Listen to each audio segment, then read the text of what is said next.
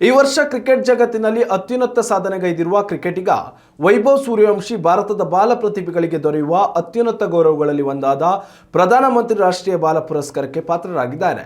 ರಾಷ್ಟ್ರಪತಿ ದ್ರೌಪದಿ ಮುರ್ಮು ಅವರಿಂದ ನವದೆಹಲಿಯ ರಾಷ್ಟ್ರಪತಿ ಭವನದಲ್ಲಿ ನಡೆದ ಭವ್ಯ ಸಮಾರಂಭದಲ್ಲಿ ವೈಭವ್ ಸೂರ್ಯವಂಶಿ ಪ್ರಶಸ್ತಿ ಸ್ವೀಕರಿಸಿದ್ದಾರೆ. ವೈಭವ್ ಸೂರ್ಯವಂಶಿ ಜೊತೆಯಲ್ಲಿ 20 ಮಕ್ಕಳು ಈ ಬಾರಿ ಪ್ರಧಾನಮಂತ್ರಿ ರಾಷ್ಟ್ರೀಯ ಬಾಲ ಪುರಸ್ಕಾರಕ್ಕೆ ಭಾಜನರಾಗಿದ್ದಾರೆ. ಪ್ರಶಸ್ತಿ ಪ್ರದಾನ ಮಾಡಿದ ಬಳಿಕ ಮಾತನಾಡಿದ ರಾಷ್ಟ್ರಪತಿ ದ್ರೌಪದಿ ಮುರ್ಮು, ಬಾಲ್ಯದ ವಯಸ್ಸಿನಲ್ಲಿ ನೀವು ಮಾಡುವ ಸಾಧನೆಗಳು ಕೇವಲ ನಿಮ್ಮ ಕುಟುಂಬಕ್ಕೆ ಮಾತ್ರವಲ್ಲ, ಸಂಪೂರ್ಣ ದೇಶಕ್ಕೆ ಕೀರ್ತಿ ತರುವಂಥದ್ದು ಎಂದು ಹೇಳಿದರು.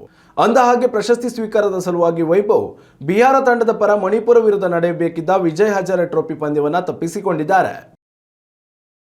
ಉತ್ತಮ ಸಂಸ್ಕಾರಯುತ ಶಿಕ್ಷಣದೊಂದಿಗೆ VSS English medium CBSE school Udupi Muddur.